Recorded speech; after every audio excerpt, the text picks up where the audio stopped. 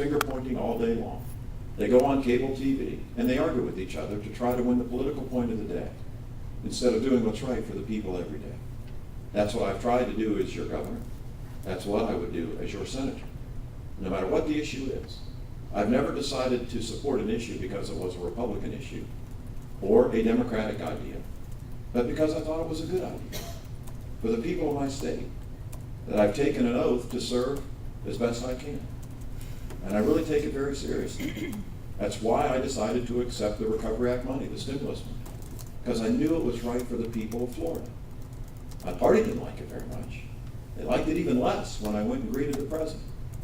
But I was raised to be decent to other people and to do what you think in your heart is right. And that's what I have strived to do. And meeting the president in Fort Myers and barely embracing him became a horrible thing. My Republican opponent chastised me for it for a year and a half now. And frankly, shame on him for that. I was raised in a household where you respect the office of the presidency, even if you don't agree with the president. Right. And that's what I did.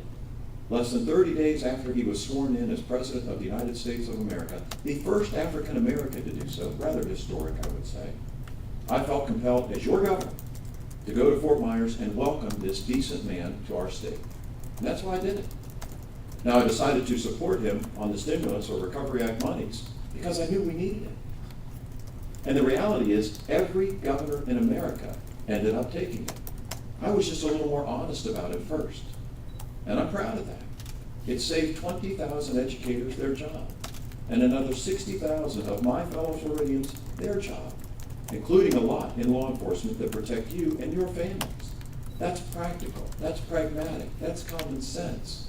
It's the right thing to do to keep our economy also from going off the cliff. My dad's a family doctor, still practices here in St. Petersburg. He's 78 years old. So if you look at America as a patient, the patient needed immediate attention, intensive care, if you will, the patient's economy. And that's what the stimulus provided to us. It kept us from falling off the cliff. Things are not great, I understand that. The economy continues to be challenging. But in Florida, at least 80,000 additional people would be without a job if we hadn't taken that pragmatic, practical, common sense step. So here I am, an independent running for the U.S. Senate. And I know that's what Washington needs now more than ever. And I want to quote to you from George Washington, or paraphrase. He was our first and last independent president of the United States. And in his farewell address, he said, in essence, that if we continue to allow the political parties to gain power and too much strength, we may cripple the country we have just created. He saw in living color in his own cabinet between Jefferson and Hamilton. They attacked each other all the time, just like Washington does today. And our founding father, not one of them, the founding father, was trying to send us a message. I'm trying to send that message now in a state that is the fourth largest state in the country.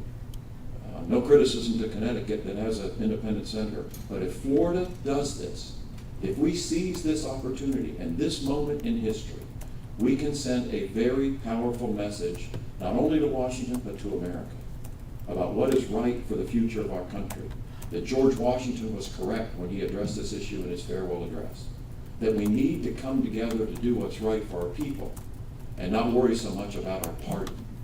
That's where we are, right now. That's why I'm running as an independent. My former party went way right. You know, it started happening last year and it only got worse this year. And as your governor, I took what I thought was responsible action in vetoing some of what I thought were irresponsible actions by the Florida legislature. They wanted to literally punish teachers in our public schools during this economy and pay them less if they got a master's degree or a PhD or were nationally board certified. But for me, the straw that broke the camel's back on that particular issue dealt with special needs children. I grew up here in St. Petersburg. A friend of mine I went to high school with has a special needs son. He called my wife and I on Easter weekend when we were in Southwest Florida fishing. And he said, "Charlie, my son's teacher called me in tears about this bill." And his son is severely special needs. "She told me," he said, "please call your friend the governor and ask him to veto this bill because it will treat teachers of special needs children and evaluate them just the same as any other teacher. Well, for me, that was the straw that broke the camel's back. And fortunately, when you get elected governor, you get a veto pen. And I vetoed that bill for people. Same thing happened on an ultrasound bill. Not long after that in the legislative session, that would have, in my view, punished women. I'm pro-life, but I don't feel compelled to impose my will on you. I don't think it's right to do so. So when this bill was going through the session that would have forced women throughout the state of Florida to get an ultrasound, to pay for it, and then be lectured on it, enough was enough for me. So I took the pen out again, and I vetoed that bill. Another example, I love people in law enforcement. I did have that nickname, Chain Gang Charlie, because my heart bleeds for the innocent, because I'm concerned about senior citizens in our state that might be victimized by criminals. I want them to be safe and secure. And so as a result, there was a bill this session that would say that they would lower the compensation for people in law enforcement. I vetoed that too. Why? Because I ran to be the people's governor, and I believe that a public servant is supposed to serve the people. It's that simple. And so, I'm going to ask you for your vote too. We have 13 days, 12 days actually. They're moving fast, 12 days to go. You all know what the polls are. I don't really care about the polls. I care about the people. And I'm going to continue to spread this message across Florida and hopefully earn their trust and earn their vote. Thank you for having me. I look forward to your questions. Governor, the first question will come from Dave.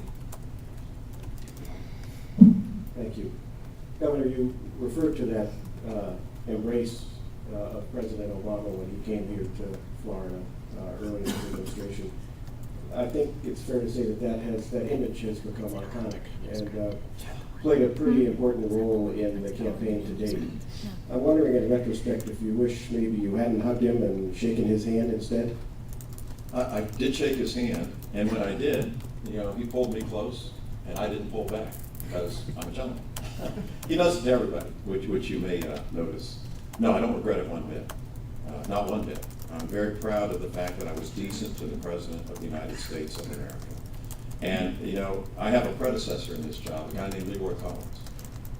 And you may remember that Leroy Collins took a walk one time over a bridge in Alabama, if I remember right. And that became iconic in a U.S. Senate race. He did not win that race. I hope to have a little better luck. But I respected Leroy Collins. He's my favorite governor of Florida because of the courage that he took to do what was right, even when it was unpopular, as I did in Fort Myers. Because sometimes you just have to stand up for what you believe is right, so I was proud to do it. I think Jim has a, oh, You can use mine if you want. It's here.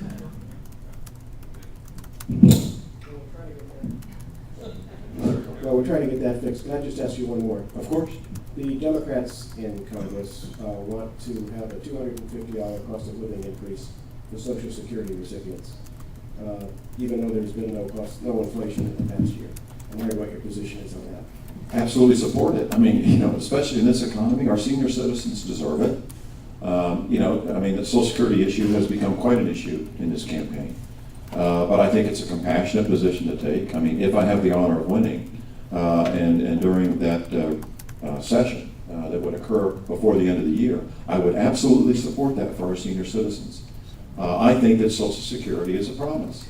And I'm the only one in this race that has said that if elected, I would fight to protect and preserve Social Security as we know it today. Now, my Republican opponent, Mr. Rubio, says that he wants to put a lot of things on the table to deal with it. Raising the age of eligibility, in addition to other things like privatization. I don't think those things are the right thing to do. This is a program in Washington that actually works. Paul Krugman wrote a great piece about it not long ago, and he said, this is solvent until at least 2037 or 2041, depending on which analysis you look at.